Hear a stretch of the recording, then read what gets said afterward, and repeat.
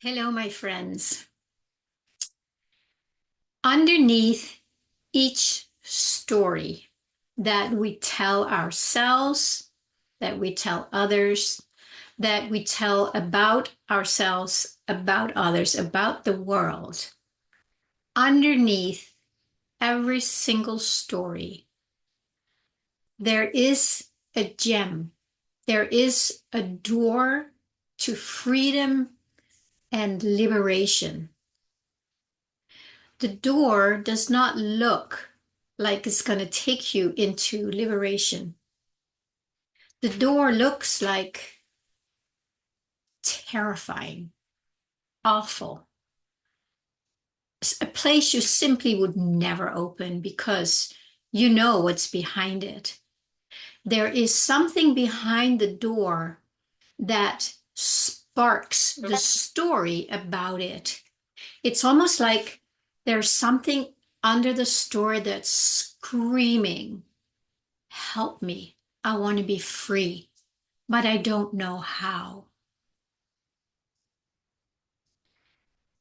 The door, it it doesn't say, come on in and you'll be free. It says more something like, do not go there. This will be the end.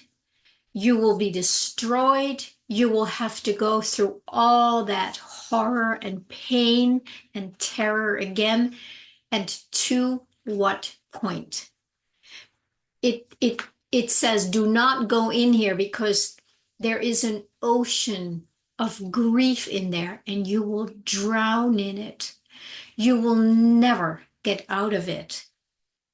This is what we believe is behind that door, behind the door of the story. It's not true, but the only way we will find out is by mustering up the courage to go there, to go through that door and find out for ourselves. It means we need to leave behind the story. And the story is, of course, the door that seems to have kept us safe. But all it has done is kept us in this maybe hamster wheel of just repeating the story to ourselves, to others, without any sense of liberation or freedom or healing or peace, relief, love, just the story. And many of us, you wake up with it, you go to bed with it, you might have dreams about it. When you talk to your friends, you talk about it, and they talk about you, about their story that might be similar to yours. So you can really have a great conversation together about your stories. Now, what happens when we do that? We just keep perpetuating, we keep allowing that thing behind the story, behind the door. It's starving, it is trapped, it wants out, and it wants our attention, like in a big, big way. The only way it knows how to get our attention is to talk about what happened to us. But if you look at it, has it really been helpful? And this, again, I say that every time, this is not a criticism at all. It is just an observation that you can take or leave and see if there might be some truth in it for you. Some people always talk about their stories. I have in the past, for sure, to the point where people go like, okay, enough already. And I also think we all have that. And that actually makes the pain even worse because we're hoping, right, that somebody can help us. And somebody can.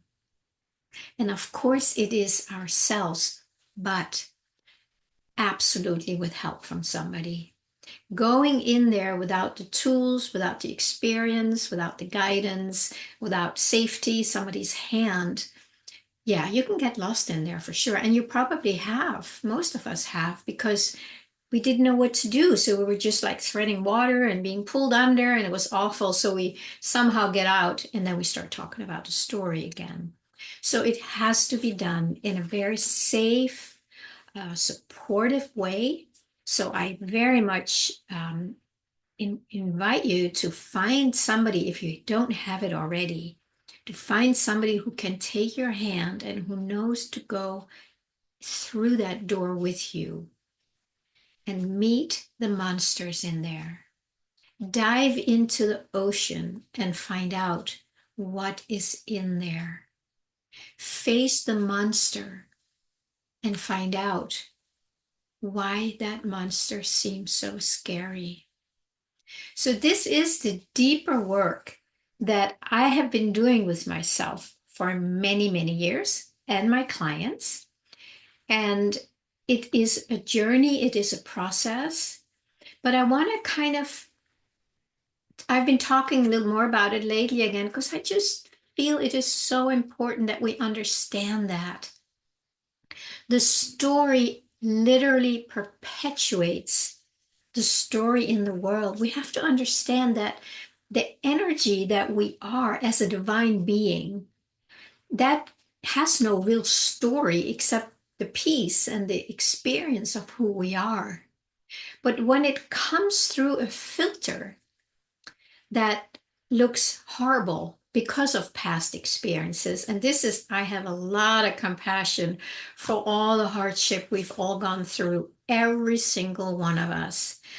But I want to also give you an opportunity to know that we can be liberated from the story by going behind the story, underneath the story, and start feeling the energy that is fueling the story. And that's why the more we are letting the story be fueled from within, nothing will happen. Maybe more trauma, like I said, because nobody wants to listen to it. So it just adds to the story. Nobody loves me, nobody cares, I'm all alone, I'm not good enough. You know the stories, we all have them. So first, being willing to let go of the story, and that includes the world story. And the world story is pretty traumatic and has been for many years, definitely not the past, whatever, 5 years, where it's been exaggerated, it's been more. And as you may remember, I have a YouTube video from a while ago. I think it's called "You're Not Born into Sin. You are born into the Matrix."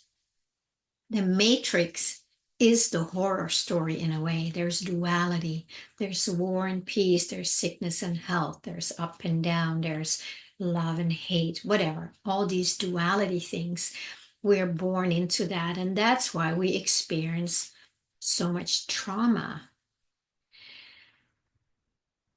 By talking about it, by really feeding the stories around it, we are feeding the matrix with our painful, sad, scared, angry emotions.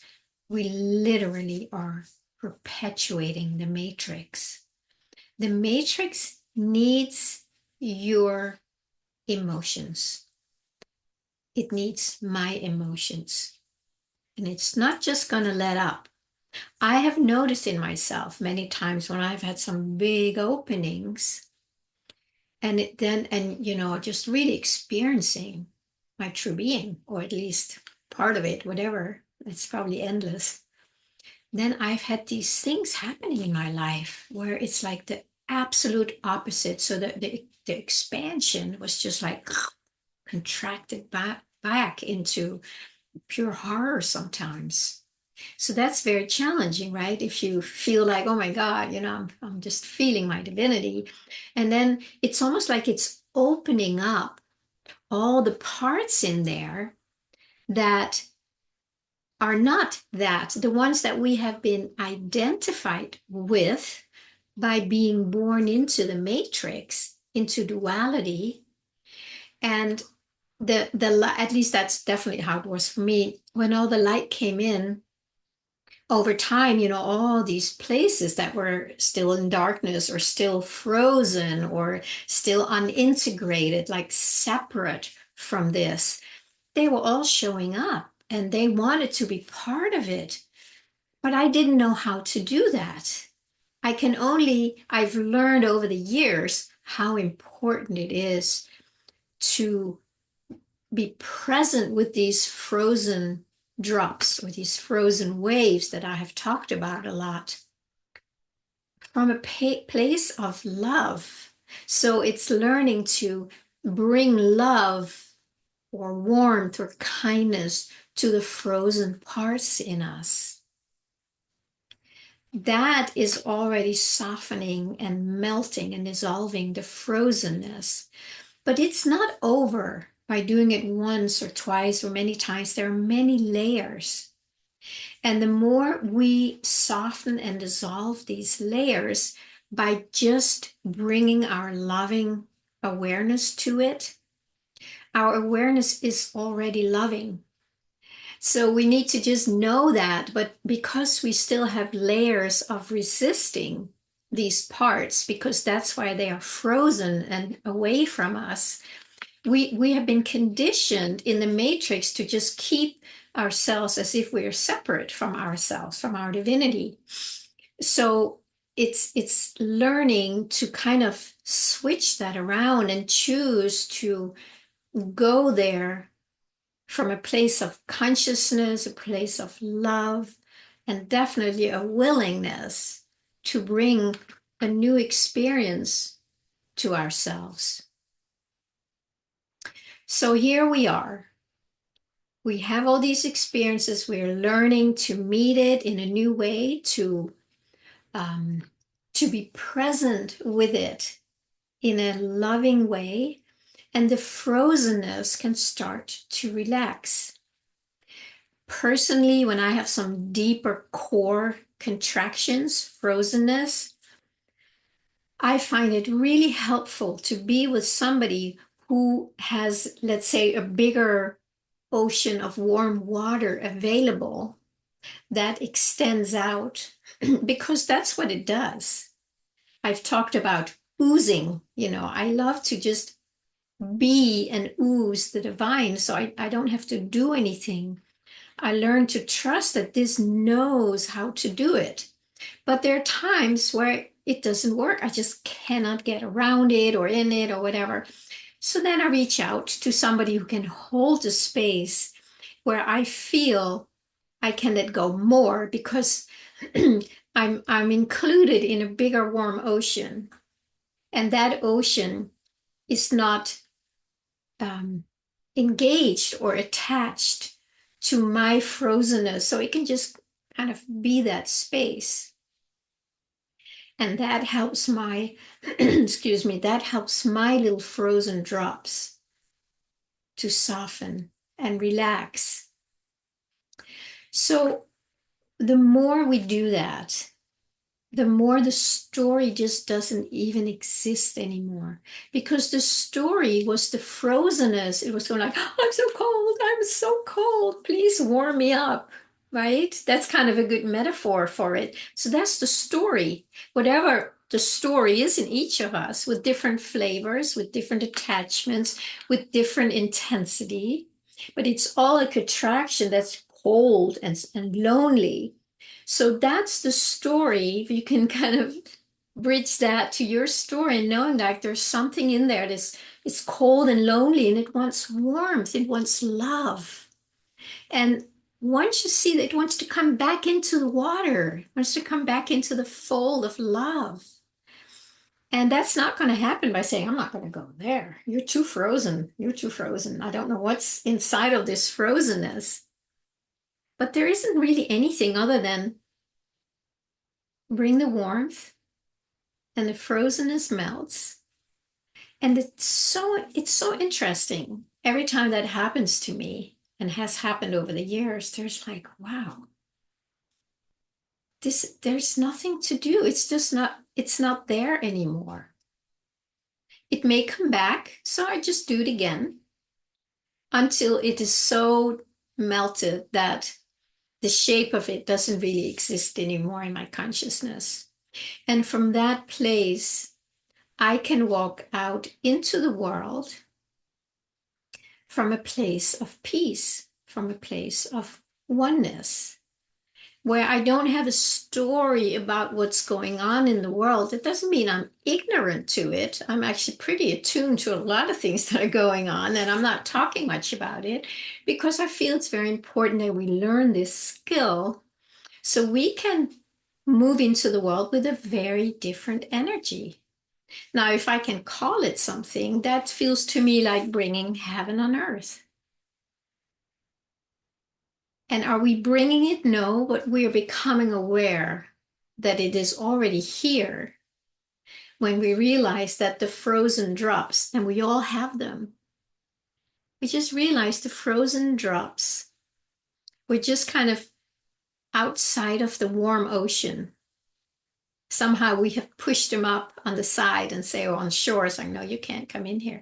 But when we bring them in, this thing like this, oh, I'm so cold, that's not there anymore. Just like a deep breath, presence, space, an extension of love and giving and wanting to share. And that just deepens. I'm never saying that I'm all there, I'm just sharing my experience and the steps that have really worked for me.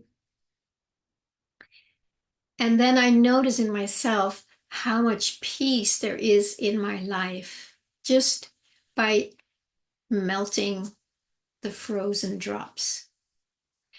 So, my friends, you are very welcome to reach out if you would like to work on this with me. You can sign up for a discovery session. We can just check out if we might be a good match to do this work together.